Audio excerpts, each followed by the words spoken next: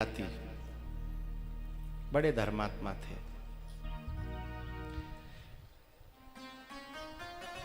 हमारे यहाँ पहले इतना बड़ा विज्ञान था, जैसे अब किडनी बदल जाती है ना, किडनी ट्रांसप्लांट होती है,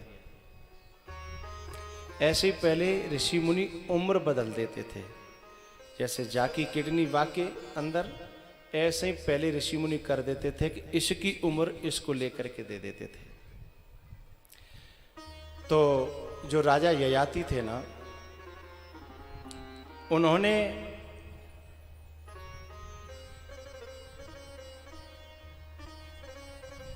अपना जीवन का जो समय था, काल था, जो उम्र थी, वो भोग ली थी, लेकिन उनकी तृप्ति नहीं हुई संसार के भोगों से। उन्होंने अपने गुरुजी से कहा कि मैं अभी कुछ दिन और जीना चाहता हूं। उन्होंने कहा तुम्हारे पुत्रों में से कोई उम्र दे दे तो मेरे में क्षमता है कि उसकी उम्र तुम्हें लग जाएगी, वो मर जाएगा, या कम देगा तो और जी जाएगा थोड़े दिन, लेकिन तुम जी लोगे।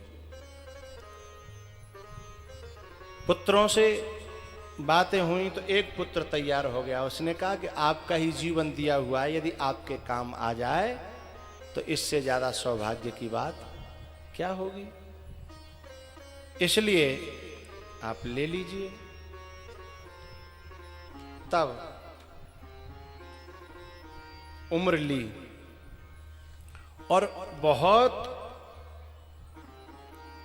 युवान अवस्था भी रही, बूढ़े भी नहीं हुए, लेकिन जब हजारों वर्ष जीने के बाद में भी मन की तृप्ति नहीं हुई, तब उन्हें दुख हुआ और उन्होंने स्वयं प्रार्थना की सभी संसार के लोगों से कि भैया मैंने जो अनुभव करके देख लो है, मैंने हजारों वर्ष जी करके अपनी कामनाओं को पूर्ण करने की कोशिश की थी, तो मेरा अनुभव है कि कामनाएं कभी संसार में रह करके पूर्ति नहीं होती।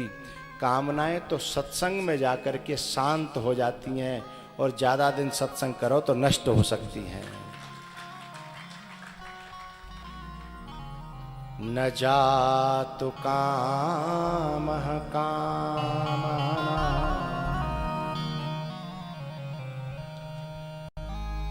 मुपभोगे न साम्यते हविषा कृष्ण वर्त्मेव भूय एवाभिवर्धते।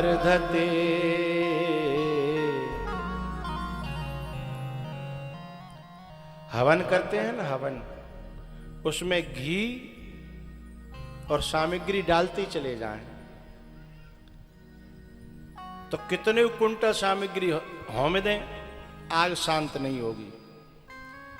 आग कब शांत होगी? जब बामें घी डलना बंद हो जाए, सामग्री डलना बंद हो जाए, और जितनी डली थी वह सब जल करके राख हो जाए, तो आग अपने आप बुझ जाएगी।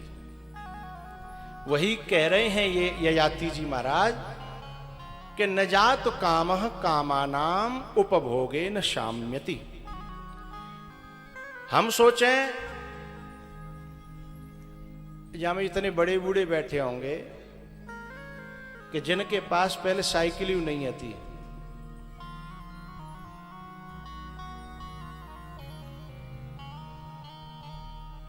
और वे बाकन जी सोचता है कि कब जीवन में साइकिल लेंगे। हैं कछु ऐसे? ये सोचता है कि कबहू बाजमाने में काऊ काऊ के ब्याह में साइकिल मिल जाती थी तो शोरगुल होता था कि फलाने साइकिल मिली और संग में घड़ी और मिली है और एक रेडियो, ये तीन चीज मिल गई तो समझ लो टॉप की शादी है गई है। और फिर बस साइकिलें लोग देख वे आमते कि देख हमें वाकन में साइकिल बिन के लें आज को हवाई जहाज, लेकिन उन्हीं लोगों के पास में अब जो है बड़ी वीआईपी गाड़ियां हवाई जहाजों में उड़ रहे हैं, लेकिन फिर उनसे आज भी पूछी जाए क्या वे तृप्त हो गए? अभी भी नहीं हुए। तो जब उस स्थिति से इस स्थिति तक आ गए, जब अभी भी नहीं हुए, तो और आगे कब होंगे? कभी नहीं हो सकते, क्योंकि कामना को शांत तो बिना सत्संग के कोई कर ही नहीं सकता है।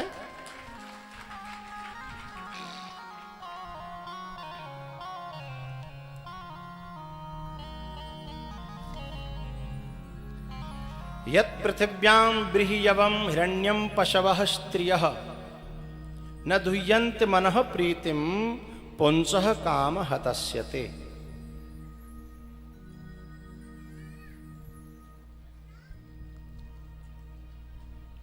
बड़ा प्यारा श्लोक है। यदि पूरी दुनिया के गेहूं, चावल, अन्न, फल सब एक ही के अधीन है जाएं, और सारे संसार के जितने भी पशु अब एक ही के हिस्सा में आ जाएं, सारे संसार की जितनी नारियां एक ही के हिस्सा में आ जाएं, तो भी ये मत समझना कि वो तृप्त हो जाएगा।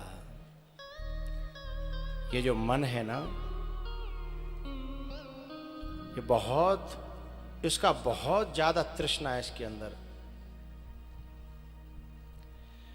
न दुह्यन्ति मनः प्रीतिम पुंसः काम हतस्यते।